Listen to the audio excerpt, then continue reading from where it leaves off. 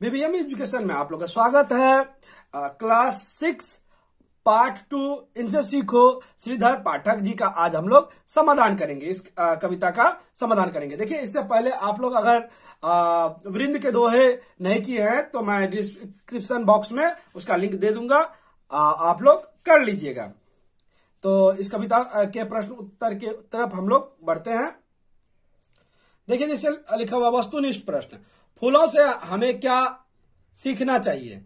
गाना, पढ़ना, हंसना, खिलना। तो हंसना। तो दीपक हमें क्या सिखाती है? जलना, बुझाना, अंधेरा हरना, अंधेरा करना। अंधेरा हरना। उसके बाद देखिए लिखा हुआ है कि गौ नंबर, पृथ्वी से हमें क्या शिक्षा लेनी चाहिए? सच्ची सेवा करना, झगड़ा करना, कष्ट सहना, इनमें से कोई नहीं। तो सच्ची सेवा करना। उसके बाद देखिए लघुत्तरीय प्रश्न है। लघुत्तरीय प्रश्न क नंबर, पेड़ों की झुकी डालियां हमें क्या सिखाती है? देखिए, पेड़ों की झुकी डालियों से हमें सिर झुकाने की सीख लेना चाहिए। मतलब कि बड़ों का सम्मान करने के लिए सिर झुकाया जाता है, तो हम लोग को भी सिर झुकाने की सीख लेना चाहिए। सूरज की किरणें हमें क्या शिक्षा देती है? सूरज की किरणें हमें जगना और जगाने की शिक्षा देती है। मतलब सुबह जगने की शिक्षा देती है, समय पर जगने की शिक्षा देती है। अपने गुरु से हमें क्या सीखना चाहिए? अपने गुरु से हमें उत्तम शिक्षा देने की सीख लेना चाहिए। देखिए, हमारा चरित्र कौन गढ़ता है? हमारा चरित्र सत्पुरुष गढ़ने का कार्य करते हैं। तो हमारा चरित्र जो है वो सत्पुरुष गढ़ते हैं। उसके बाद देखिए बोधमूलक प्रश्न है। एक का क, हमारे जीवन में सत्पुरुष और गुरु का क्या योगदान है? स्पष्ट कीजिए। देखिए, सत्पुरुष और गुरु का क्या योगदान है, इसको लिखना है। तो मैंने देखिए लिखा है, हमारे जीवन में सत्पुरुष और गुरु का महत्वपूर्ण योगदान है। सत्पुरुष हमें स्वयं का चरित्र गढ़ने की सीख देता है, तो वही हम लोगों को अपने गुरुजनों से लोगों को अच्छी शिक्षा देने की सीख कल्याण करने की सीख देते हैं। सदा लोगों की भलाई करते रहना चाहिए। देखिए, ख नंबर, दीपक की क्या विशेषता है? हमें इससे क्या शिक्षा लेना चाहिए? देखिए, दीपक की विशेषता है कि वह अंधेरा को खत्म कर देता है। तो कौन लिख दीजिएगा? अंधेरा को खत्म कर देता है। हम लोगों को दीपक से शिक्षा लेना चाहिए कि लोगों की समस्या का समाधान करना चाहिए, उनकी दुखों को कम करना चाहिए। उसके बाद देखिए ग नंबर को, देखिए ग नंबर जो प्रश्न है, इनसे सीखो कविता का मूल भाव स्पष्ट कीजिए। इनसे सीखो कविता का मूल भाव स्पष्ट करने में देखिए, आप लोग जब भी इस प्रकार का प्रश्न होगा तो पूरे कविता से आप लोगों को क्या शिक्षा मिलता है उस विषय में लिख देना है। अगर आप लोग को याद हो कविता और कविता के अर्थ को आप लोग लिख देते हैं तो वो भी आपका जो उत्तर होगा बहुत ही सटीक और सही होगा। तो देखिए, मैंने लिखा है, इनसे सीखो कविता के कवि श्रीधर पाठक जी हैं। इस कविता का मूल भाव है कि हर वस्तु जिस तरह कुछ न कुछ सेवा करता है, उसी प्रकार हम लोगों को भी उन वस्तुओं से सीखना चाहिए और लोगों की सेवा करनी चाहिए। जितना अधिक हो सके हम लोगों का उपकार करें। फूलों से प्रतिदिन हंसने की सीख लेना चाहिए। दीपक से लोगों की समस्या को दूर करने की सीख लेना चाहिए। तो वहीं सत्पुरुष के जीवन से हम लोगों की चरित्र गढ़ने की सीख लेना चाहिए तथा शिक्षकों से अच्छी ज्ञान प्राप्ति की सीख लेना चाहिए। मतलब कि शिक्षक जन क्या करते हैं, अच्छी ज्ञान प्राप्ति कर लेते तब ना बच्चों को अच्छी ज्ञान देते हैं। तो शिक्षक जनों से हमें अच्छा से अच्छा ये सीखना चाहिए कि किस प्रकार हम लोग अच्छा से अच्छा पढ़ाई करें और दूसरों की भलाई करने में सहयोग कर पाए।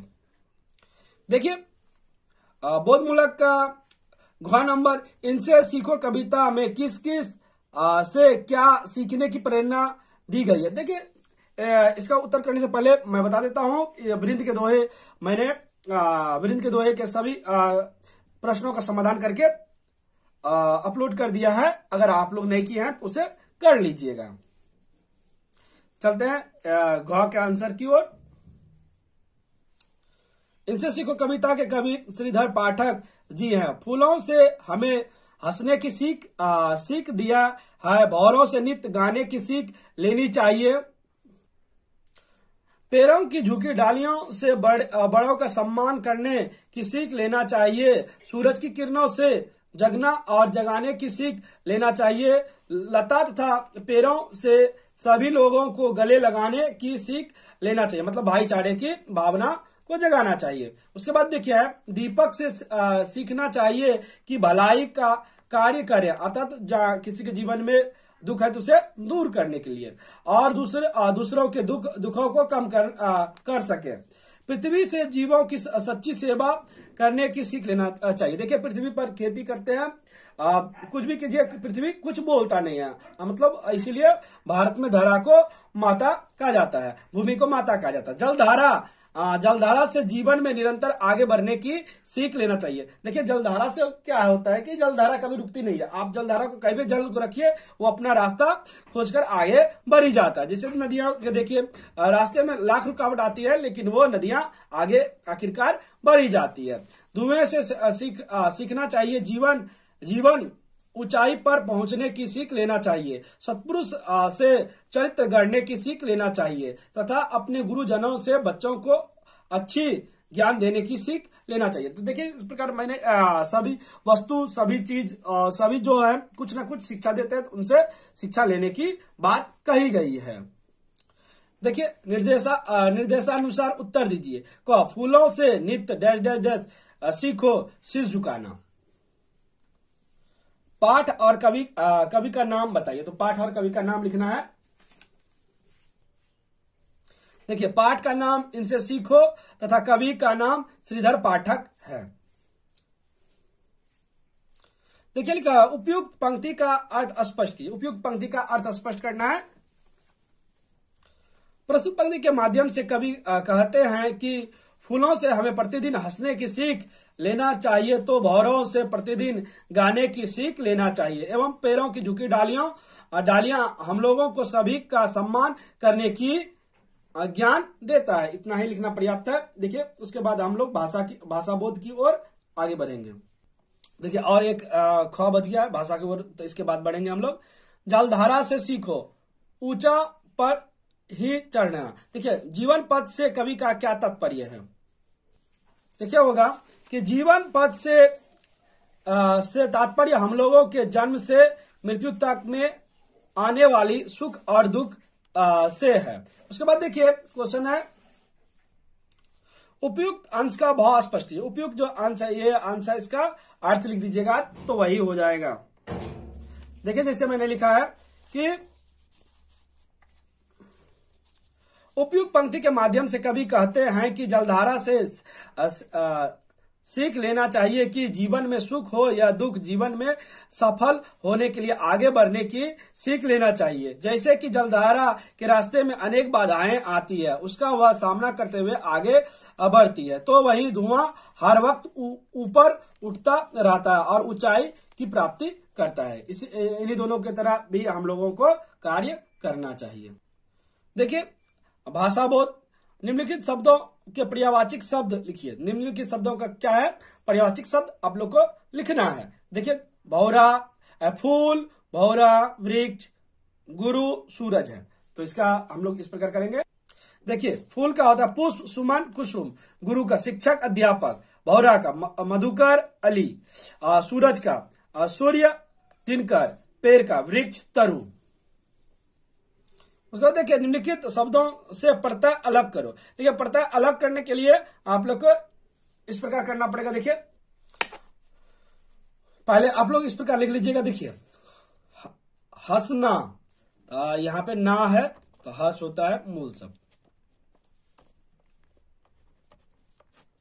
उसका बाद झुकना,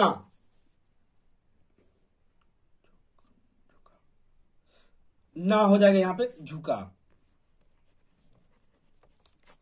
जगना, जगा।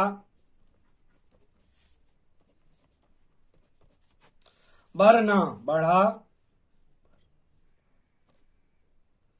ना हो जाएगा, देखिए खाली ना। उसका देखिए परनाव में ना है पढ़। इस प्रकार देखिए हम लोग का पूरा समाधान हो गया।